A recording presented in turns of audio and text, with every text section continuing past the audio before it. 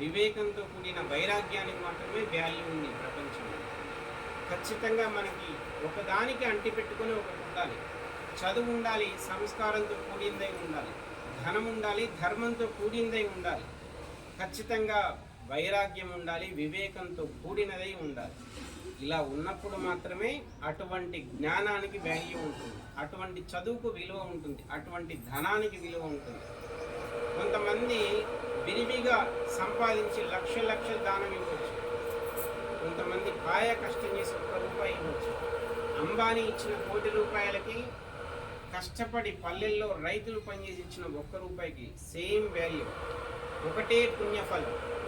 రైతు పొలంలోకి వెళ్ళి కష్టపడి ₹1 సంపాదించిన దాంట్లో ₹1 దానం చేయనివ్వండి. శ్రీరామనవమి రోజు రామ కళ్యాణానికి అంబానీ ఆ రోజు ఖర్చు మొత్తం పెట్టుకొనివ్వండి, ఇద్దరికి ఒకటే పుణ్యఫలం వస్తుంది. ఎందుకంటే కొన్ని వందల మందికి కావాల్సినటువంటి ధనం కన్నా ఎక్కువగా ఉండడం నా దగ్గర దోషం. నా దగ్గర ప్రతి వ్యక్తి దగ్గర ఎంత ధనం ఉండాలంటే తనకి కొన్ని భవిష్యత్ అవసరాలకి, తన ప్రస్తుత అవసరాలకు సరిపడినంత ధనము మాత్రమే ఉండాలి. బట్టలు కూడా అలాగే ఉండాలి. కానీ విచిత్రం ఏమిటంటే పురుషుల్ని అలా పెడితే ఆడవాళ్ళు మాత్రం బీరువాళ్ళు నిలుస్తున్నారు. అది ఇంకను ఒక ఇద్దరు అమ్మగారులు మాట్లాడుకుంటుంటే నేను విన్నాను ఆశ్రమంలో చోట. ఇది పోయిన నెల వచ్చినప్పుడు కట్టావు కదా, మళ్ళీ కట్టావి ఉంటున్నాడు. ఇలాంటిదే నేను మా ఆయన వద్దంటే కొన్నాడు, అందుకని కట్టుకుంటున్నాను అని చెప్పి అంటుంది అనమాట. ఆహా, నేను ఒకటే అనుకున్నాను, 2 ఉన్నాయని అన్నాడు. ఈ కలర్లు చెప్పడానికి, తేడాలు తెలియడానికి, కట్టింది కట్టకుండా అందరికీ నేను 12 చీరలు సపరేట్గా పెట్టుకున్నాను. ఒక అమ్మగారు అంటున్నాను. ఎన్ని వస్త్రాలు కావాలి మనం శరీరాన్ని దాచిపెట్టడానికి? ఎవరికో ఈ వస్త్రాలు కూడా లేనటువంటి వాళ్ళు ఎంతోమంది. మనం కట్టే వస్త్రాల చేత, మనం వేసేటువంటి వేషధారణ చేత మనకి విలువ రాకూడదు. ఒకవేళ అలా విలువ వస్తే ఈ బట్టలు లేకపోతే ఆ వాల్యూ ఉండదు, మన దగ్గర ఉన్న ధనం లేకపోతే ఆ విలువ ఉండదు. మీరు చూడండి, ఒక ఎమ్మెల్యేకి రెస్పెక్ట్ ఇవ్వండి 5 సంవత్సరాలు. 5వ సంవత్సరం నాడు ఓడిపోయాడు అనుకోండి, పట్టించుకునే నాథుడు ఉన్నాడు. పక్కన 10 మనుషులు కాదు, పక్కన వాళ్ళే ఉండరు. అసలు వాళ్ళ భార్యనే వాల్యూ ఇవ్వరు. అవునా కదా? పదవి చేత, ధనము చేత, మన వస్త్రాల చేత వచ్చేటువంటి విలువ అంతవరకే ఉంటుంది. కానీ మన సంస్కారం చేత వచ్చేటువంటి విలువ ఎల్లప్పుడూ ఉంటుంది. అది ఎక్కడికి తరిగిపోనటువంటిది, చిరిగిపోనటువంటిది, విరిగిపోనటువంటిది. అటువంటి ధనాన్ని మనం సంపాదించాలి, అటువంటి విలువల్ని మనం సంపాదించాలి. అందుకనే భక్త్యా జ్ఞానం ప్రజాయతే, అది భక్తి చేతనే కలుగుతుంది. ఎందుకు?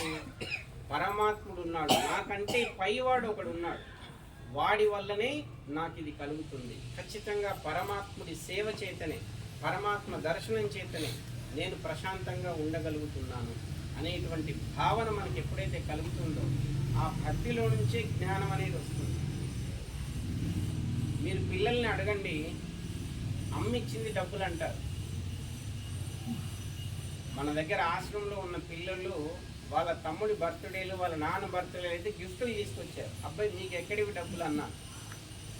మనం సంపాదించిన డబ్బుల్లో నుంచి మన తల్లిదండ్రులకి, మన అన్నదమ్ములకి గిఫ్ట్ ఇస్తే బాగుంటుంది. కానీ మన తండ్రి ఇచ్చినటువంటి డబ్బుల్లో నుంచి మనం గిఫ్ట్ ఇస్తే ఏం బాగుంటుంది?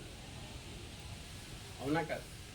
అలాగే ఏదైనా సరే భగవంతుడు ఇచ్చిన దాంట్లో నుంచే మనం భగవంతుడికి ఇస్తున్నాం. వేరుగా ఇస్తున్నామా? వేరుగా ఏమి ఇవ్వటం లేదుగా. ఒకసారి గమనించండి అందరూ. భగవంతుడు మనకి ఇచ్చిన దాంట్లో నుంచే మనం భగవంతుడికి ఇస్తున్నాం. అలా కాకుండా వేరుగా ఎక్కడి నుంచే ఇస్తున్నామా? లేదు. కానీ లేదండి, నా సంపాదనలో నుంచే ఇస్తున్నాను. మన సంపాదన అంటూ ఏమీ లేదండి. మీరు గమనించి చూడండి, మనకి నెలకు ₹1,00,000 2 లక్షలు వ్యాపారం ద్వారా కానీ, ఉద్యోగం ద్వారా కానీ సంపాదిస్తున్నాం. కానీ ఎంత ఉండాలో చిట్ట చివరికి అంతే ఉంటుందా లేదా? మీరు ఎలాగైనా గమనించి చూడండి. ఒకవేళ నిజంగానే లేదనుకోండి, మనకు 60 సంవత్సరాల వయసు.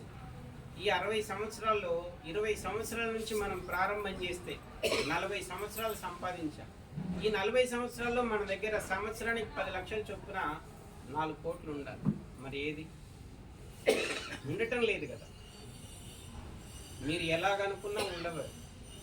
ఎందుకంటే మన దగ్గర ఎంతైతే ఉంచాలో అంత మాత్రమే భగవంతుడు అట్టి పెడతాడు. అంతకు మించి మన దగ్గర ఉండడానికి లేదు. ఒకవేళ ఉంచుకుందామని మనం అనుకున్నా అమ్మవారు అక్కడ ఉండడానికి లేదు. ఇది మనం గనక గమనిస్తే, అంటే భక్తి లేకుండా జ్ఞానం లేదు, జ్ఞానం లేకుండా భక్తి లేదు, భక్తి లేకుండా జ్ఞానం ఉండదు, జ్ఞానం లేకుండా భక్తి ఉండదు. ఏ విధంగా అయితే ఒక పక్షి 2 రెక్కల చేతనే ఎలాగైతే ఎగరగలుగుతుందో, ఒక రెక్క చేత పక్షి ఎగరగలుగుతుందా, అలాగే సాధకుడు కూడా భక్తి జ్ఞానం అనేటువంటి 2 కళ్ళ చేతనే ముందుకు వెళ్ళాలి. ధైర్యము నిష్ఠ అనేటువంటి 2 పాదాల చేత ఈ ప్రపంచం మీద నడవాలి. అప్పుడే ఇతడికి అద్భుతమైనటువంటి సాధన సంపత్తి సొంతం అవుతుంది. భక్తి ఒక కన్నైతే జ్ఞానం 2వ కన్ను, ధైర్యం ఒక పాదం అయితే నిష్ఠ మన అనుష్ఠానము ఇంకొక పాదం. వీటి చేతనే మనం ముందుకు వెళ్ళాలి. అటువంటి వాటి చేతనే మనం సాధన సంపత్తిని పొందవచ్చు. అలా పొందినటువంటి సంపత్తి చేతనే మనకి జ్ఞానం ప్రజ్వరిల్లుతుంది. జ్ఞానం అంటే మనం ఒక పుస్తకం చదవడం, ఫలాన్ని మనకు అర్థమైందిలే అనేటువంటిది కాదు.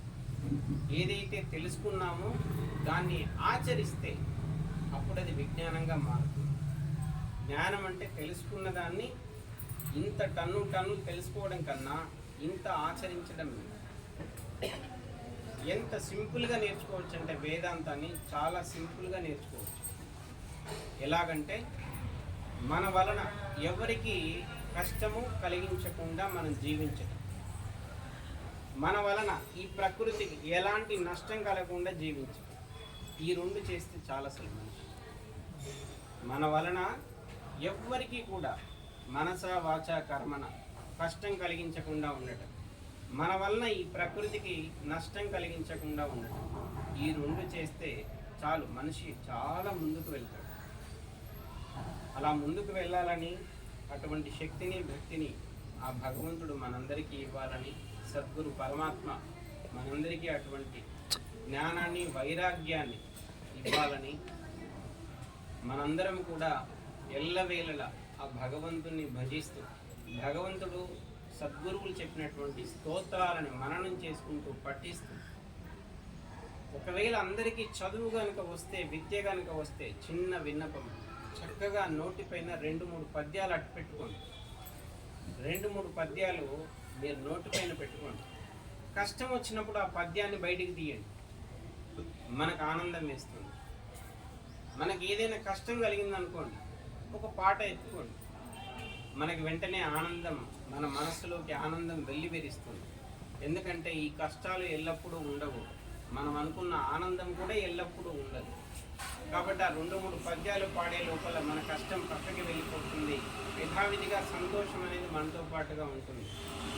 ఏవైనా సరే 2-3 పద్యాలు లేదా 1-2 స్తోత్రాలు చక్కగా మీరు ఒకవేళ చదవగలిగి నిజంగా జ్ఞాపకం పెట్టుకోగలిగితే ఖచ్చితంగా జ్ఞాపకం ఉంటుంది. ఎందుకంటే ఎప్పుడో 10 రోజుల క్రితం చూసినటువంటి సీరియల్లో విశేషం చెప్పమంటే మనం చెప్తున్నామా లేదు?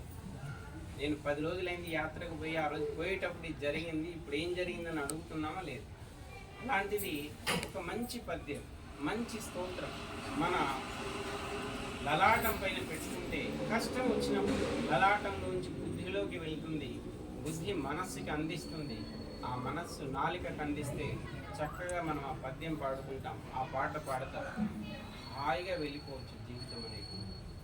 అలా మనందరం ఆ వైపుగానే కృషి చేస్తూ అలాంటి భక్తి జ్ఞాన వైరాగ్యాలతో ఈ ఆధ్యాత్మిక సాధనలో ఇంకా ముందుకు వెళ్ళాలని కోరుకుంటూ భగవంతుని సద్గురుని ప్రార్థిస్తూ ఈ అవకాశం ఇచ్చినటువంటి తిరుమల తిరుపతి దేవస్థానము ధర్మ ప్రచార పరిషత్ వారికి మన హృదయపూర్వక ధన్యవాదాలు తెలియజేస్తూ హరి ఓం.